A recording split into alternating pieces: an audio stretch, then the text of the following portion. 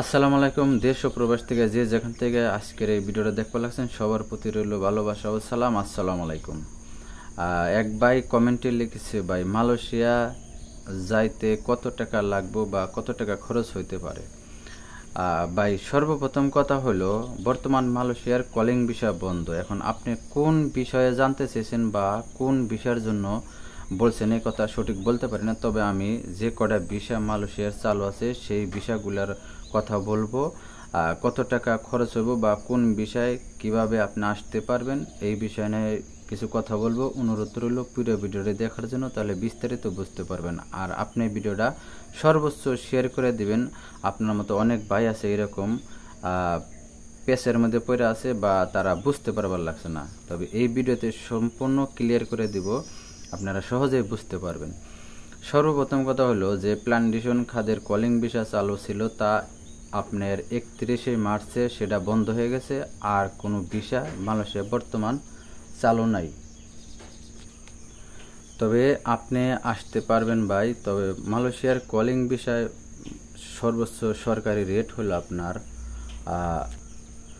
তবে কলিং ভিসায় সরকারি রেট আপনার 80,000 টাকা, 79,000 টাকা, 990 টাকা সরকারি রেট, 80,000 টাকা। তবে সেই ক্ষেত্রে দালাল এজেন্সিরা 4-5 লক্ষ টাকা করে হাতিয়ে নেয়, তাদের সুযোগ সদ্ব্যবহার করে, মানুষের উপরে জুলুম অত্যাচার করে টাকাগুলো নেওয়া হয়। বা যারা আসে, যে সকল কর্মীগুলো আসে, তারাও সহজভাবেই টাকাগুলো এজেন্সিকে গুনে দিয়ে দেয়। তবে ভাই আপনার টাকা দিয়ে আপনি আসবেন, সেই ক্ষেত্রে আমার কেনে কিছু নাই। আপনি জানতে চাইছেন সেই জন্যই বললাম কথাগুলা। আপনি যদি ট্যুরিস্ট বিষয়ে আসেন ভাই, তাহলে সেই ক্ষেত্রে আপনার 3.5 লক্ষ থেকে 4 লক্ষ টাকার ভিতরে মালয়েশিয়া প্রবেশ করতে পারবেন। ট্যুরিস্ট বিষয় আছে খোলা স্টুডেন্ট ভিসা। স্টুডেন্ট বিষয়েও আপনার সেম, তবে স্টুডেন্ট বিষয়ে আপনার বয়স সময়সীমা লাগবে। আপনার যদি বয়স 45-40 হয়, সেই ক্ষেত্রে আপনি মালয়েশিয়ার স্টুডেন্ট বিষয়ে প্রবেশ করতে পারবেন না। এরপরে হলো আপনার বয়স সর্বোচ্চ 25 হইতে হইব, বা আপনার কিছু সীমিত লেখাপড়া জানা থাকা লাগবে, ইংলিশ টুকটাক বলতে পারেন। এই সকল ভাইদের জন্য একটু সুবিধা হয় স্টুডেন্ট বিষয়। এরপর আরেকটা হলো আপনার প্রফেশনাল ভিসা। প্রফেশনাল বিষয় আপনার দক্ষ কর্মী লাগবে। যেমন আপনার প্রফেশনাল বিষয় আপনি দেখা গেছে এখন বর্তমান সমস্ত বিষয় বন্ধ, আপনার কলিং ভিসা বন্ধ। তাহলে যে একটা ফ্যাক্টরিতে আপনি কয়েক বছর কাজ করে গেছেন, আপনি একটা দক্ষ কর্মী বা দক্ষ লোক, সব কাজ জানেন ওই ফ্যাক্টরিতে। এখন আপনি যাওয়ার পরে ওই ফ্যাক্টরিটা বন্ধ হয়ে গেছে বা অচল হয়ে যাওয়ার পথে, সেই ক্ষেত্রে দেখা গেছে আপনার ওই বস আপনাকে আবার মালয়েশিয়া আনবো বা আনার জন্য প্রস্তুতি নিচ্ছে। সেই ক্ষেত্রে দেখা যায় যদি কলিং ভিসা চালু না থাকে, তাহলে তো আপনারা আনতে পারবো না। সেই ক্ষেত্রে আপনার ওই বস অবশ্যই সেটা ইমিগ্রেশনে যায় প্রফেশনাল ভিসা উঠাইব, ওই ভিসা দিয়ে আপনাকে মালয়েশিয়া প্রবেশ করাইব, সেটা সহজভাবে আসতে পারবেন। আরেকটা হলো আপনার ইঞ্জিনিয়ার, ডক্টর, এরপরে আপনার কুক, যারা রান্না বান্না করে, তাদের জন্য এই ধরনের ভিসা, প্রফেশনাল ভিসা সহজ আর কি। আর আমরা যারা অদক্ষ কর্মী, মানে কোনো কাজ জানি না, আসবো কাজের জন্য মালয়েশিয়ায় টাকা ইনকাম করার জন্য, সেই ক্ষেত্রে আপনাদের অতিরিক্ত টাকা গুনতে হয় দালাল এজেন্সির সাথে। কারণ কিসের জন্য? আমরা সঠিক কোনো কিছুই নাই আপনাদের। আমি যদি স্টুডেন্ট বিষয়ে আসি, ট্যুরিস্ট বিষয়ে আসি, প্রফেশনাল বিষয়ে আসি, সেই ক্ষেত্রে দেখছি আমার কোনো দক্ষ নাই। আর আমি স্টুডেন্ট বিষয়ে আসবো, এটা তো আর আমি ভিজিট করতে আসবো না, আসবো আমি কাজ করার জন্য। সেই ক্ষেত্রে আপনার অতিরিক্ত টাকা গুনতে হইব।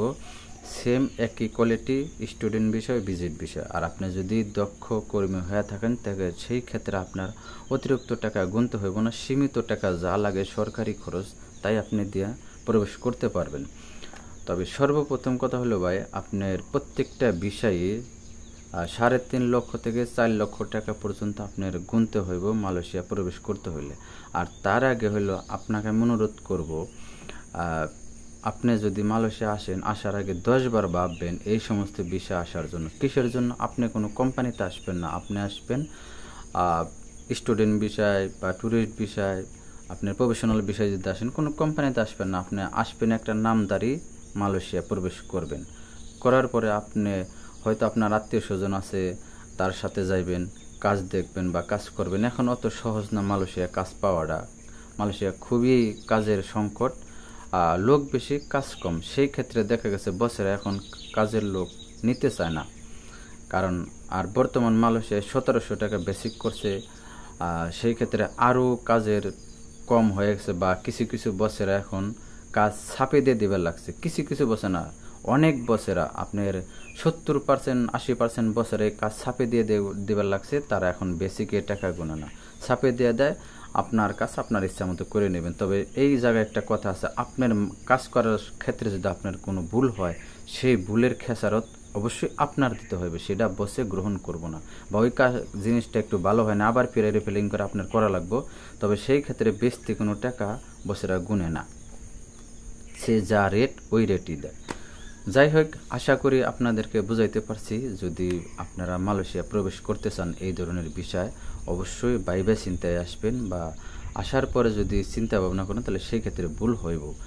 আপনি আসার আগে 10 বার ভাববেন বলে আমি মালয়েশিয়া যে কাজ করতে পারবো কিনা, বা সুযোগ সুবিধা আছে কিনা। আপনার আত্মীয় স্বজন থাকলে যতই থাক, যদি কাজ আপনাকে হয়তো 6 মাস 2 মাস 3 মাস খাওয়াইব বসিয়ে, কিন্তু কাজ যদি না থাকে, বসেরা যদি লোক না নেয়, আপনারা সেই ক্ষেত্রে কখনোই কাজ দিতে পারবো না।